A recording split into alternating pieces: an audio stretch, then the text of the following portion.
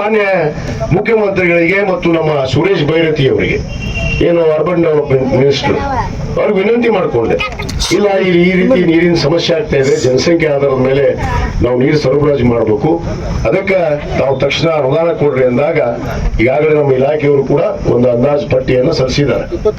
23 ಕೋಟಿ ರೂಪಾಯಿ ಈಗಾಗಲೇ ಅದಕ್ಕೆ ಮಂಜೂರಾತಿಯನ್ನು ಕೊಟ್ಟಿದ್ದಾರೆ. ಹೆಚ್ಚುವರಿ ನೀರು ಕನೆಕ್ಷನ್ ಮತ್ತು ಅಲ್ಲಿ ಮೋಟರ್ ಕೆಪಾಸಿಟಿ ಜಾಸ್ತಿ ಮಾಡಬೇಕು. ಯಾಕಂದ್ರೆ ನೀರು ಜಾಸ್ತಿ ಬರಬೇಕಲ್ಲ, ಬಂದಾಗ ನೀರು ಕೊಡಕ್ಕೆ ಸಾಧ್ಯ ಮಂದಿಗೆ. ಅದಕ್ಕೆ ಈಗಾಗಲೇ ಅದಕ್ಕೆ 23 ಕೋಟಿ ರೂಪಾಯಿ ಸ್ಯಾಂಕ್ಷನ್ ಕೂಡ ಮಾಡಿಸಿದ್ದೀನಿ.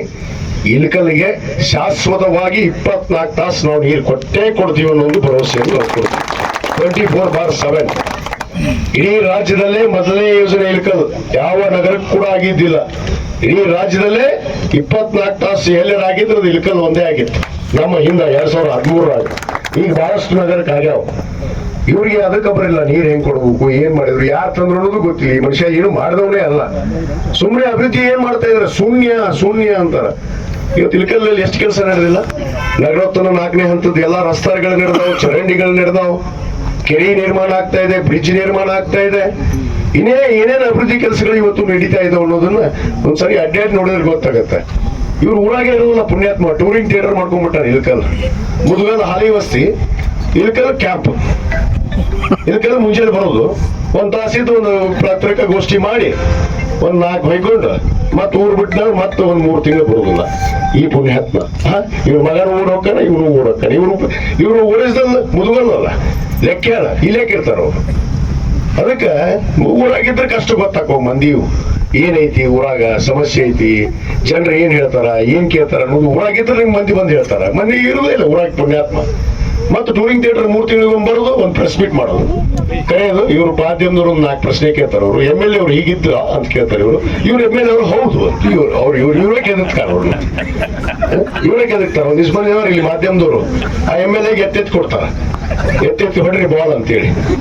ನನಗೆ ಗೊತ್ತೈತಿ ನೀವು ಯಾರು ಮಾಧ್ಯಮದವ್ರು ಎಷ್ಟೆಷ್ಟು ಎತ್ತಿ ಕೊಡ್ತೀರಿ, ಎತ್ತಿ ಬೇಕಾದು ಕೊಡೋದು, ನನಗೆ ಬೇಕಾದು ಹೊಯ್ಕೊಳ್ಳಿ, ನನಗೇನು ಹೊಡ್ಕೊಳ್ಳೋದಿಲ್ಲ. ನಾ ಜನಪ್ರತಿನಿಧಿ ಅರಿವು ಇಟ್ಕೊಂಡವನು, ನಾ ಜನರ ಕೆಲಸ ಮಾಡಕ್ಕೆ ಬಂದೀನಿ, ಜನರ ಕೆಲಸನ ಮಾಡಬೇಕು ಅನ್ನೋ ಮಾತನ್ನು ಹೇಳಕ್ಕೆ ಇಷ್ಟಪಡ್ತೀನಿ. ಇವತ್ತು ಅದು ಅವ್ರ ಮುಹೂರ್ತ ಸರಿ ಇರಲಿಲ್ಲ ಅಂತ ಹೇಳಿ ಇವತ್ತು ಮತ್ತೆ ಪೂಜೆ ಮಾಡಿ ಅದು ಹೊಯ್ಕೋತಾರೆ. ನಾಳೆ ನಾವು ಮಾಡಿದ್ದು ಕಾರ್ಯವನ್ನು ಮತ್ತೆ ಪೂಜೆ ಮಾಡಿದ ವಿಜಯ ಕಾಶ್ಯಪ್ ನಾನು ಪೂಜೆ ಮಾಡಾಕತ್ತಿಲ್ಲಪ್ಪ, ಮುಹೂರ್ತ ಚಲೋ ನೋಡಿ ಈ ಮುಹೂರ್ತಾಗ ನೀನು ಮುಂದೆ ಟ್ಯಾಂಕ್ ನಿಂದಿರಬಾರ್ದು, ಅದು ಮುಗಿಲಿ ಅಂತ ಹೇಳಿ 5 ತಿಂಗಳದೊಳಗೆ ಗುರುರಾಜಿ ಹೇಳ್ಯಾರ. 5 ತಿಂಗಳದೊಳಗೆ ಮುಗಿಸ್ತೀನಿ ಅಂತ ಹೇಳ್ಯಾರ. 5 ತಿಂಗಳದೊಳಗೆ ಮುಗಿಸಿ ಇಳಕಲ್ ಪಾಪ ನಮ್ಮ ನೇಕಾರರಿಗೆ, ಬಡ ಕೂಲಿ ಕಾರ್ಮಿಕರಿಗೆ 24 ತಾಸು ನೀರು ಕೊಡೋದು. ಇದು ನಾವು ಸರ್ಕಾರ, ನಮ್ಮ ಸರ್ಕಾರ ಯೋಜನೆ ಮಾಡಿದ್ದಿದ್ದು, ಇವನ್ ಸರ್ಕಾರ ಅಲ್ಲ. ಇವಾಗ ಸುಮ್ಮನೆ ಶೂನ್ಯ ಅಭಿವೃದ್ಧಿ.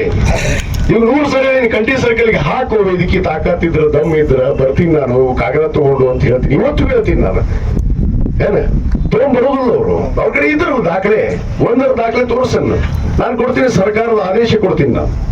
ಯಾವಾಗ ಮಂಜೂರಾತಿ ಆಯ್ತು, ಯಾವಾಗ ಯೋಜನೆ ಪ್ರಾರಂಭ ಆಯ್ತು, ಯಾರು ಸರ್ಕಾರ ದುಡ್ಡು ಕೊಡ್ತನ್ನೋದು ಮುಖ್ಯ. ನಾಯಿತ್ತೋಗೈತಿ ನಾವು ಏನೂ ಮಾಡಿಲ್ಲ ಅಂತ, ಇಳಕಲ್ದಾಗ ಏನೂ ಮಾಡಕತ್ತಿಲ್ಲ ಅಂತ. ಈಗ ಪಾಪ ಹಕ್ಪತ್ರ ನಿಲ್ಸಿದ್ದ, 1500 ಹಕ್ಪತ್ರ ಬರುವುದು ಪುಣ್ಯಾತ್ಮ. ಆ ಹಕ್ಪತ್ರ ಕೊಟ್ಟು ಈಗ 1000 ಮನಿ ಸ್ಯಾಂಕ್ಷನ್ ಮಾಡೀನಿ, ಮನಿ ಕಟ್ಟಾಕತ್ತೀವಿ. ಗರ್ಮಗನ ಹೋಗಿ ನೋಡ್ಕೊಂಬ, ಮನಿ ನಿಲ್ಸಿದ್ ಕಟ್ಟಾಕತ್ತೀವಿ ಎಲ್ಲ ಅಂತ.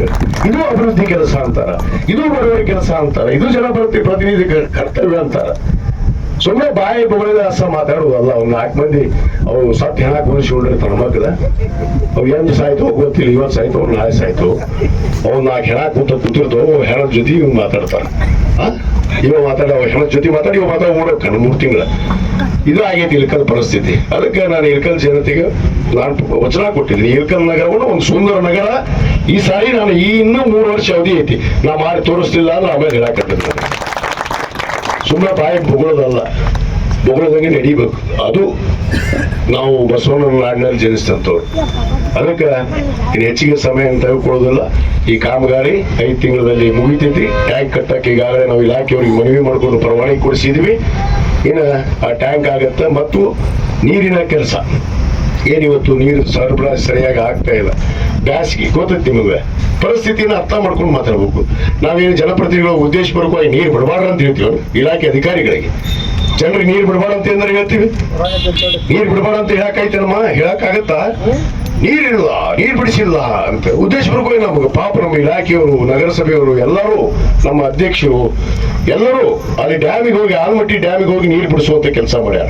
ಆಮೇಲೆ ಕರೆಂಟ್ ತೊಂದರೆ ಐತಿ.